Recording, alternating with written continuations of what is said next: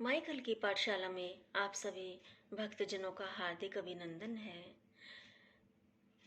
जय हो सिद्धि विनायक।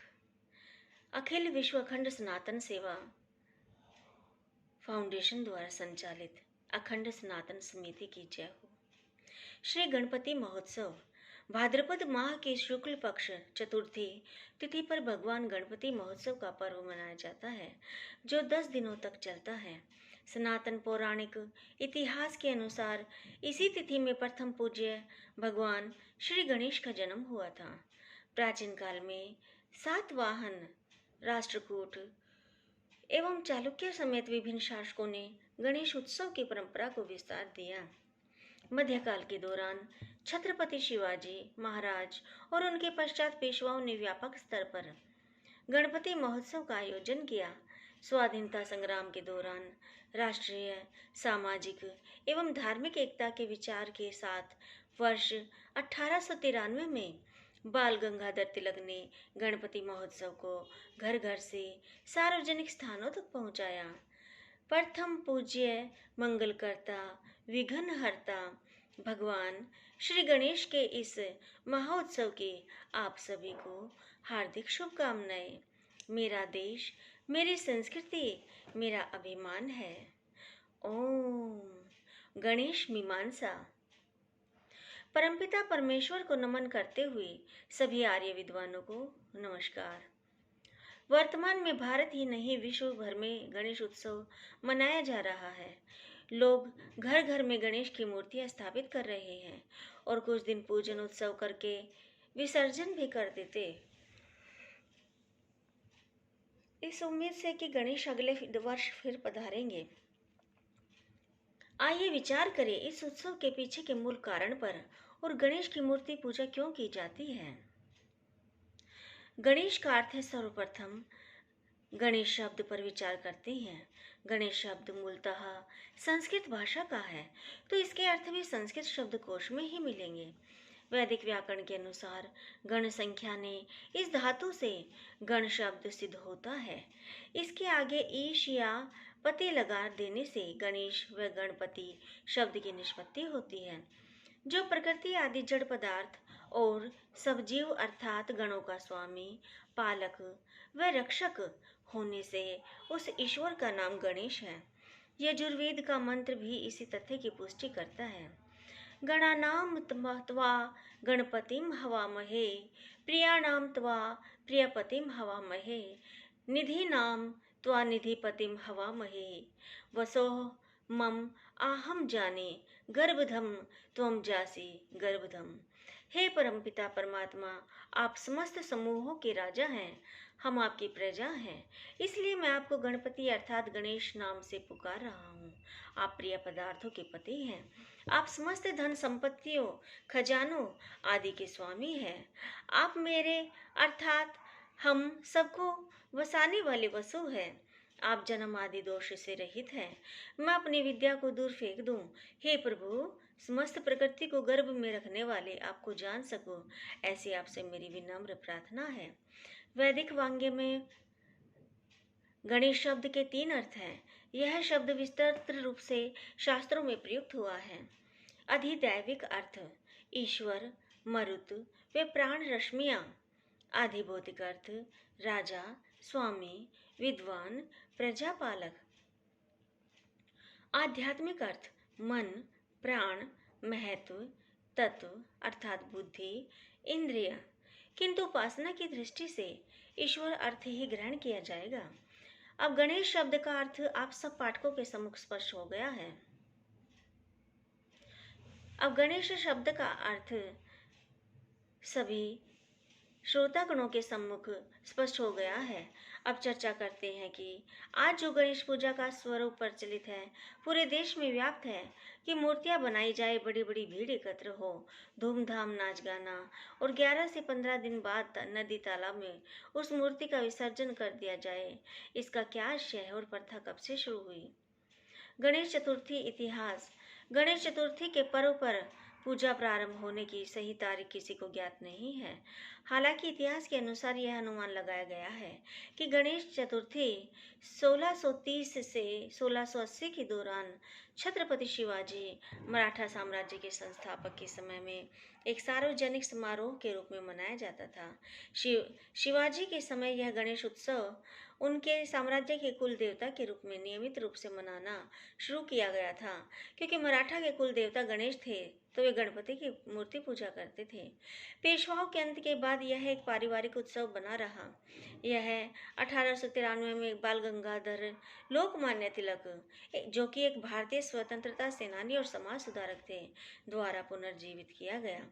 गणेश चतुर्थी एक बड़ी तैयारी के साथ एक वार्षिक घरेलू त्योहार के रूप में हिंदू लोगों द्वारा मनाना शुरू किया गया था। सामान्यतः यह ब्राह्मणों और गैर ब्राह्मणों के बीच संघर्ष को हटाने के साथ ही लोगों के बीच एकता लाने के लिए एक राष्ट्रीय पर्व के रूप में मनाना आरंभ किया गया था। जब अंग्रेजी सरकार ने 1857 क्रांति के बाद पुनः क्रांति के डर से भारत में नेताओं व समाज के शक्तिशाली लोगों, क्रांतिकारियों की भीड़ इकट्ठा होने पर रोक लगा दी, तो इसी गणेश उत्सव की आड़ में क्रांतिकारी और नेता एकत्र होकर अपनी योजना को बनाते थे। यह उत्सव उस समय की मांग थी। उस समय इस उत्सव को एक साधन के रूप में प्रयोग किया गया। भारत में मूर्ति पूजा का चलन सृष्टि की सबसे पुरानी पुस्तक वेद में एक निराकार ईश्वर की उपासना का ही विधान है। चारों वेदों के लगभग मूल 20,500 निवासी मंत्रों में कोई ऐसा मंत्र नहीं है जो मूर्ति पूजा का पक्षधर हो। लेकिन फिर भी मूर्ति पूजा करना अपराध है या यह सिर्फ अज्ञानता, इसका निर्णय आप स्वयं करेंगे। वेद कहता है, ना तस्य प्रतिमास्ते यस्य नाम महदसः। अर्थ, उस ईश्वर की कोई मूर्ति अर्थात प्रतिमा नहीं जिसका महान यश है। अंधन्तमः प्रविशन्ति ये संभूति मुपास्ते ततो भूयैव ते तमोय उस संभूत्या रताः।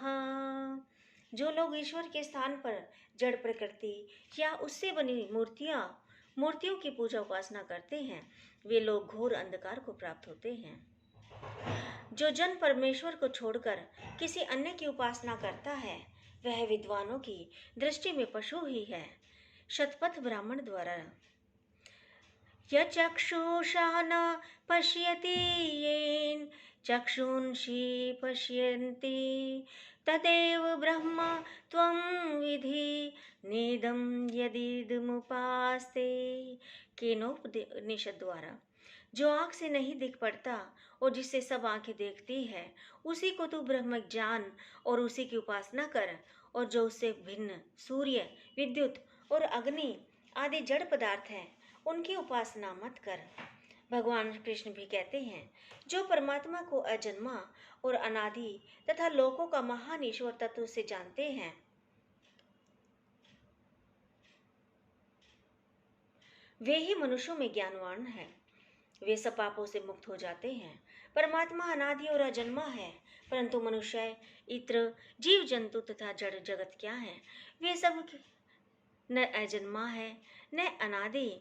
परमात्मा बुद्धि, तत्व ज्ञान, विवेक, क्षमा, सत्य, दम, सुख दुख, उत्पत्ति और अभाव, भय और अभय, अहिंसा, समता, संतोष, तप, दान, कीर्ति, अपकीर्ति, ऐसे ही प्राणियों की नाना प्रकार की भावनाएं परमात्मा से ही होती हैं। गीता, श्रीमद् भागवत गीता। जब भगवान कृष्ण कहते हैं कि परमात्मा अजन्मा है और अमूर्त है, फिर उसकी मूर्ति कैसे बन सकती है? यह सही भी है कि आज तक परमात्मा की कोई मूर्ति नहीं बनी है। महापुरुषों, संकेत व प्रेरणा हेतु पितरों, गुरुओं और भगवानों की मूर्ति बनी है, किंतु इन मूर्तियों को बनाया जाता था कि आप इनसे प्रेरणा ले सके, जिसकी वह मूर्ति है उस जैसा बन सके, या उस मूर्ति में निहित दर्शन व संकेतों को समझकर जीवन में उत्थान ला सके। किंतु हमारे समाज में व्याप्त अज्ञानता के कारण हम उन मूर्तियों को ईश्वर मान बैठे और उनके पूजा के रूप में पाखंड व भ्रष्टाचार का सिलसिला चल पड़ा। हिंदुओं में मूर्ति को ईश्वर मानकर उनको पूजने की प्रथा बौद्ध धर्म व जैन से आई। श्रमण धर्म का प्रभाव बढ़ने के साथ ही 2000 वर्ष पूर्व 33 देवता और देवियों की सहित राम एवं कृष्ण आदि की मूर्तियां बनाकर पूजने का प्रचलन चला। मूर्तियां 3 तरह के लोगों ने बनाई। एक वे जो वास्तु और खगोल विज्ञान के जानकार थे, तो उन्होंने तारों और नक्षत्रों के मंदिर बनाए। ऐसे दुनिया भर में 7 मंदिर थे। ये मंदिर एक विशेष स्थान पर बने थे, जो वैज्ञानिक शोध व तर्क पर आधारित थे। इन मंदिरों में विशेष योग, ध्यान, साधना व नक्षत्र विज्ञान पर शोध दोनों हुआ करते थे। इन मंदिरों का उद्देश्य पृथ्वी पर उन खास स्थानों को संरक्षित व चिन्हित करना था। दूसरे वे जो अपने पूर्वजों या प्रॉफिट के मरने के बाद उनकी याद में मूर्ति बनाते थे। तीसरे वे जिन्होंने अपने अपने देवता गढ़ लिए थे। हर कबीले का एक देवता होता था। कुल देवता और कुल देवी भी होती थी। भक्त अपनी भक्ति में अवैज्ञानिकता व अविद्या से ग्रस्त होकर मनमाने भगवान बनाते चले गए। मंत्र: यो भूतं च भव्य च सर्व यश्चाधिष्ठिति सर्वं स्वर्यस्य च केवलं तस्मै ज्येष्ठाय ब्रह्मणे नमः। अर्थवेद: जो भूत, भविष्य और सब में व्याप्त है, जो दिव्य लोक का भी अधिष्ठाता है, उस ब्रह्म परमेश्वर को प्रणाम है। वही हम सबके लिए प्रार्थनीय और वही हम सबके लिए पूजनीय है। अतः मूर्ति का उद्देश्य बस इतना है कि हमारे महापुरुषों से प्रेरणा ली जाए और उनके चरित्र को जीवन में उतारा जाए।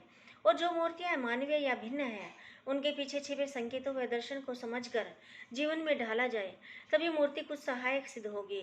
अगर आप जड़ मूर्ति को ईश्वर मानकर उसकी उपासना करेंगे तो निश्चित ही अंधकार में गिरेंगे। गणेश की प्रतिमा का रहस्य: गणेश की प्रतिमा एक उत्तम राजा को प्रदर्शित करती है, न कि शिव जी के पुत्र को, क्योंकि हाथी के गले की और मनुष्य के गले की परिधि में काफी ज्यादा अंतर है। गणेश की प्रतिमा संकेत देने हेतु, प्रेरणा देने हेतु निर्मित की गई थी। व्यक्ति उन गुणों को जाने और समाज के जो शासक वर्ग हैं, उनके यहाँ गणेश की मूर्तियां महलों में मिलती थी, जो उनके दायित्व व गुणों की याद हमेशा उनको दिलाती रहती थी। अतः एक उत्तम राजा कैसा होना चाहिए, इस प्रश्न का समाधान सरलता से करने के लिए प्रतिमा विज्ञान का सहारा लिया गया और योग्य राजा के गुण बताने के लिए एक प्रतिमा बनाई, जिसका नाम गणेश अर्थात गणों के ईश अर्थात राजा रखा।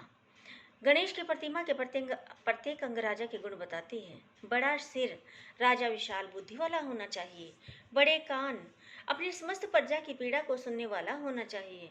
सूंड या लंबी नाक, राजा का खोजी गुप्तचर विभाग, ऐसा कि धरती में छिपे खनिज और देश में छिपे विदेशद्रोहियों को आसानी से जान सके। 1.5 दांत, देश की सुरक्षा की पूरी शक्ति कभी सबके सामने न प्रकट करें। बड़ा पेट, अन्न धन व शस्त्रास्त्र इतने कि न तो नागरिक भूख से मरे और न ही सीमा पार के शत्रु से। 4 हाथ, शंख चक्र कमल गदा लिए, चारों दिशाओं में सरलता, निर्मलता, भ्रष्टाचार बलात्कार से मुक्ति, सदा सचेत शासक, दंड कठोरतम।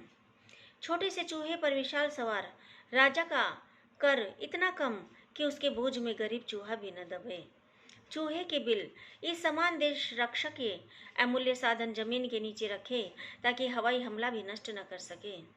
पास में लड्डू का थाल, एक योग्य राजा के राज्य में नागरिक इतने सुरक्षित व प्रसन्न हो कि प्रतिदिन लड्डू बटे, अर्थात प्रतिदिन राज्य में उत्सव का माहौल हो। अतः हम सबको जड़ पूजा को छोड़कर उस सर्वव्यापक निराकार परमेश्वर, जो सर्वप्रथम गणेश है, गणों का स्वामी है, प्रथम पूज्य है, उसकी उपासना पूजा प्रतिदिन करनी चाहिए। वो गणेश सर्वव्यापक है, उसका आवाहन और विसर्जन संभव नहीं है। उसका आवाहन और विसर्जन संभव नहीं है। सर्वप्रथम ईश्वर की उपासना, उसके पश्चात गणेश यानी राजा, जो आपके देश का शासक है, उसके प्रति सद्भावना, सम्मान व राष्ट्र के प्रति भक्ति, यही सच्ची गणेश पूजा है। इसी से उद्धार संभव है। जड़ मूर्ति को ईश्वर मान के पूजना अवैज्ञानिक, अतार्किक व वेद विरुद्ध है। जय परमपिता परमेश्वर। ओम सच्चिदानंद परमात्मे नमः। ओम। जय हो सिद्धि विनायक, जय हो।